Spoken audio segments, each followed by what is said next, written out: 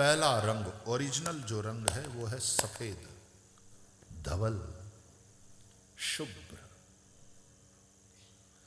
इसलिए प्रायः जो समझदार लोग होते हैं वो शुभ्र वस्त्रों में होली खेलने जाते हैं, और ऐसे ही जाना चाहिए, तो रंग ठीक से उठेंगे, उभरेंगे, और सच में तुम और ज्यादा खूबसूरत दिखोगे। शुभ्र वस्त्रों में जाओ। वस्त्र कौन सा है?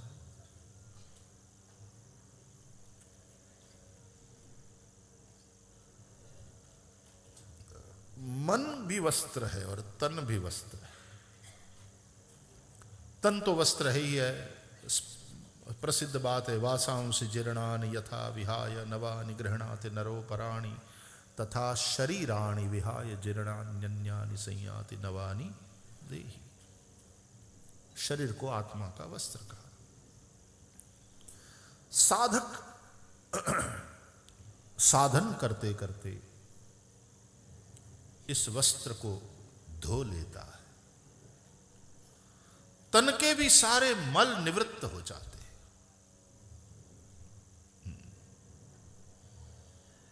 शुभ्र हो जाता है वस्त्र।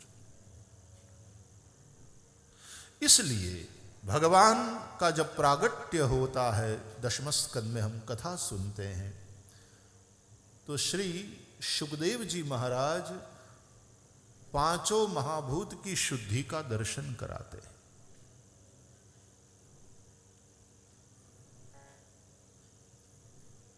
निर्मलोडु गणोदयम, आकाश निर्मल हुआ, बादलों से रहित, चंद्रमा तारे नक्षत्र दिखाई पड़ने लगे, शुभ्र। आकाश तत्व की शुद्धि का यह वर्णन है। लिखा है ववौ वायु सुख स्पर्शः।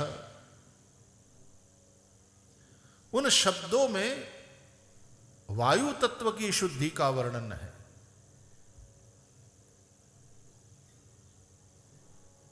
शीतल, मंद, सुख स्पर्श कब हो वायु? अच्छा, आप ये तो जानते हैं कि वायु की तन्मात्रा क्या है? स्पर्श। आकाश की शब्द, ये आप सब जानते हैं, फिर से एक बार उसको रिवीजन कर लो। आकाश का गुण शब्द, वायु का स्पर्श, तेज का रूप, जल का रस, पृथ्वी का गंध।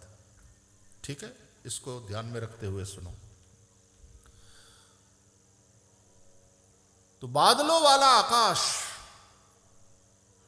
उसमें जैसे तुम अंधकार में आंखें फाड़ फाड़ करके देखो, अमावस के घोर अंधकार में, क्या देखोगे? देखने की रुचि नहीं रहेगी, क्योंकि कुछ दिखता ही नहीं है। तो बादलों से घिरा आकाश, उसमें कुछ दिखता ही नहीं, क्या देखोगे? आसमान की ओर दृष्टि क्या करोगे? हां, बादलों के गर्जन को सुन सकते हो, और फिर बादल बरस जाए तो या तो नीची मुंडी करके भिग सकते हो दास भाव से, या सिर उठाकर लेकिन आंखें बंद, क्योंकि बारिश हो रही है, और हाथ फैला करके यूं चक्कर लगा सकते हो, मुख पे मुस्कान के साथ, एकदम सख्य भाव से, और इस तरह से बादलों का आप स्वागत कर सकते हो। रिमझिम बरस रहा है,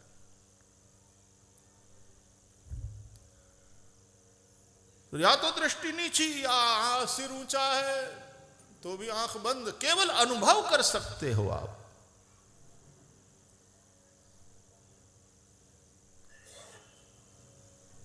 वो सुख ले सकते हो।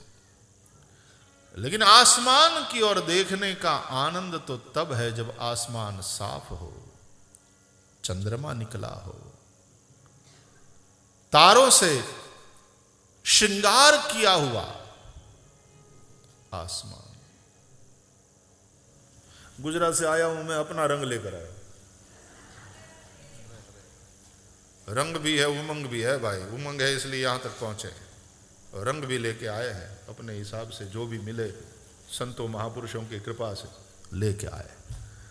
वो तो सदगुरु ही देता है ना रंग थमाता। इससे रंगो बेटा, ठाकुर जी बहुत अच्छे लगेंगे और ठाकुर जी बहुत प्रसन्न होंगे। वास्तव में प्रेमी तो अपने रंग से ही रंगता है।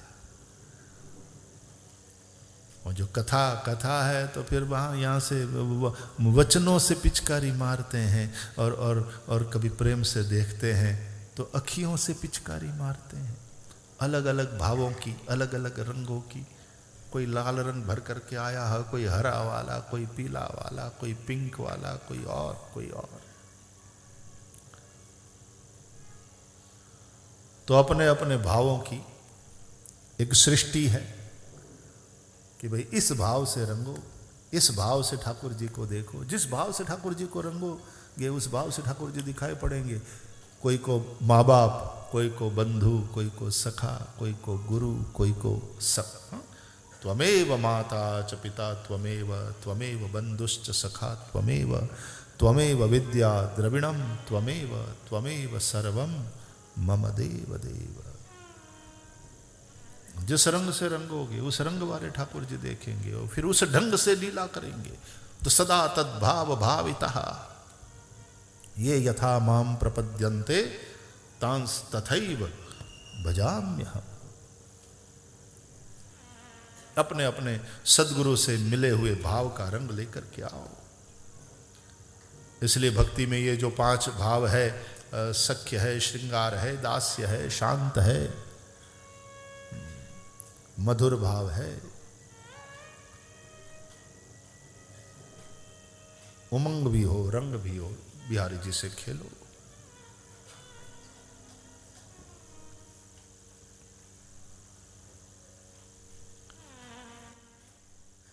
तो आसमान साफ हो तो आसमान दर्शनीय है, तब आसमान का दर्शन करने में